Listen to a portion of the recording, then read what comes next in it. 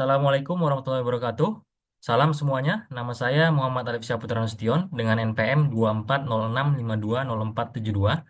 Pada video ini saya akan menjelaskan safety case dalam proses uji coba drone rakitan yang sering dilakukan dalam kegiatan teknik elektro, baik di laboratorium maupun luar ruangan.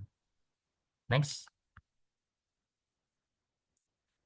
Deskripsi kasus yang saya bawakan yaitu untuk kegiatannya adalah uji coba drone rakitan hasil proyek saya misalnya sebagai mahasiswa. Kemudian lokasinya bisa dilakukan di area terbuka kampus dengan tujuannya adalah menguji kestabilan sistem kendali terbang dan sistem navigasi drone.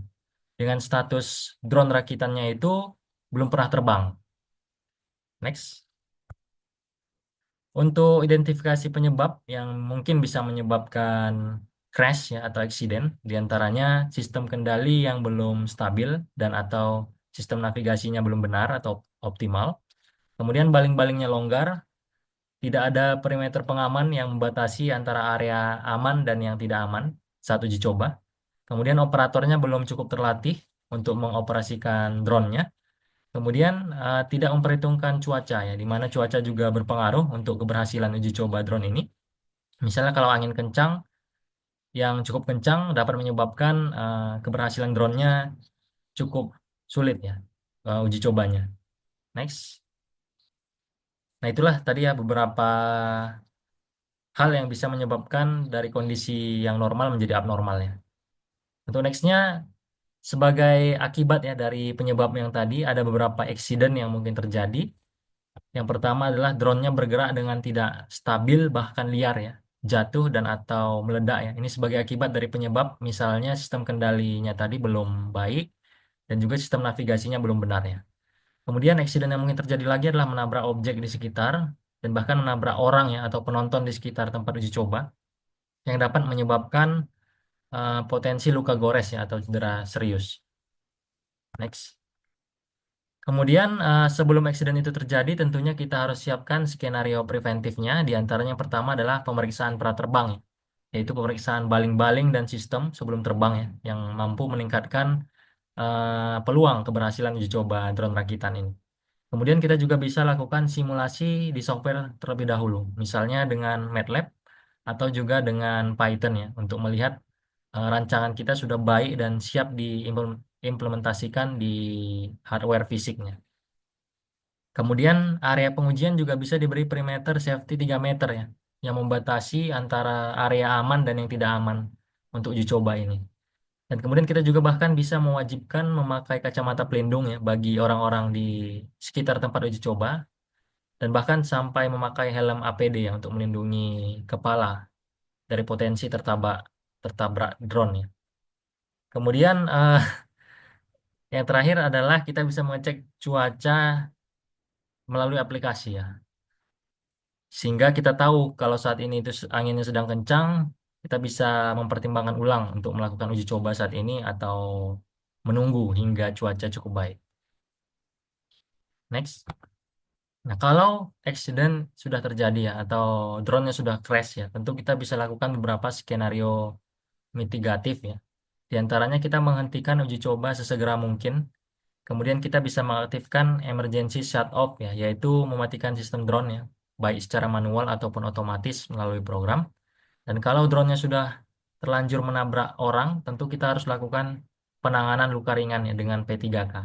Dan dan yang terakhir kita bisa melakukan dokumentasi dan evaluasi teknis ya. Kita mengambil foto dan kita mengevaluasi sehingga kejadian accident yang sama tidak terulang lagi di masa depan. Nah, ini adalah sebagai contoh video uji coba drone yang gagal dan sangat berbahaya terhadap keselamatan. Kita bisa lihat uji coba drone ini dilakukan di dalam lab yang sempit, operator sangat dekat dengan drone yang diuji coba. Padahal kualitas sistem kendali dan sistem navigasi belum tentu sepenuhnya baik ya, yang menyebabkan hasilnya membuat drone terbang liar dan nyaris melukai orang-orang di lab. Nah, ini yang pernah saya lakukan dulu sewaktu kuliah S2 2 tahun lalu, yang mana kesadaran akan safety masih belum baik. Untungnya satu-satunya hal safety yang sudah saya lakukan dan berjalan baik, yaitu saat drone bergerak liar ya, karena sistem kendalinya belum baik, adalah ketika sistem terputus koneksinya dengan Bluetooth HP, ya, di mana tombol kendalinya semuanya ada di HP. tidak di remote control fisik ya, tapi di HP melalui software, maka program keamanan sudah saya tanamkan di otak drone, yaitu Arduino-nya agar segera mengeksekusi program emergency shutdown otomatis ya. Kalau tidak bisa sangat berbahaya yang mana berpotensi melukai orang sekitar dan menghancurkan barang-barang yang ada di lab. Ya, kita next dulu ya. Untuk contoh video uji coba drone yang baik dan memperhatikan faktor keselamatan adalah contoh di link YouTube ini ya, di mana sudah dilakukan pemeriksaan praterbang ya, sebelum uji coba di lapangan. Di antaranya termasuk kalibrasi beberapa hal. Misalnya kalibrasi kompas dan GPS yang berguna sebagai bagian dari sistem navigasi. Operatornya juga pada saat pelaksanaan uji coba itu berada pada posisi dengan jarak yang aman ya saat drone akan lepas landas. Meskipun belum ada perimeter yang benar-benar layak ya untuk membatasi area aman dan tidak, karena ini adalah uji coba penerbangan drone rakitan sederhana dengan biaya rendah untuk level pelajar. Dan sebagai hasilnya drone berhasil terbang.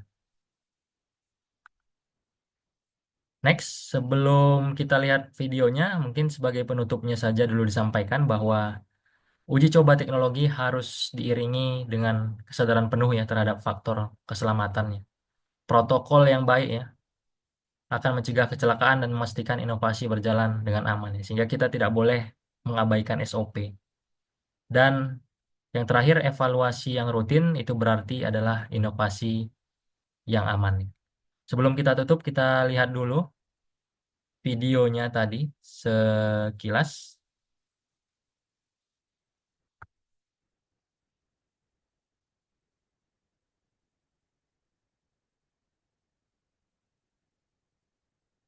Ya, bisa dilihat ya, ini adalah contoh uji coba drone yang kurang baik karena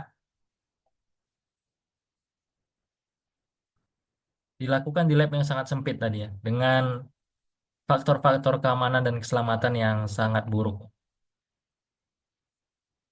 Ini sebenarnya videonya agak dipotong ya. Ketika drone-nya terbang liar, ini sangat berbahaya. Untungnya ada satu program keamanan yang sudah ditanamkan ya, yaitu emergency shutdown tadi. Lalu satu contoh lagi adalah uji coba drone yang cukup baik.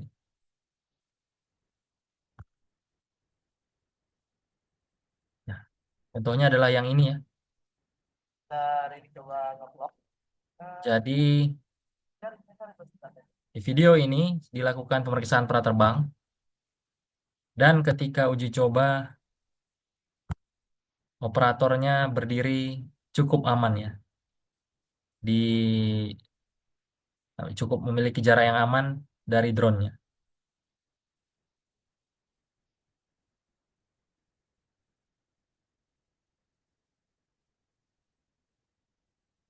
Ya, ini ya. Sekitar 3 meter atau lebih. Ya, demikian presentasi yang dapat saya sampaikan. Terima kasih. Assalamualaikum warahmatullahi wabarakatuh.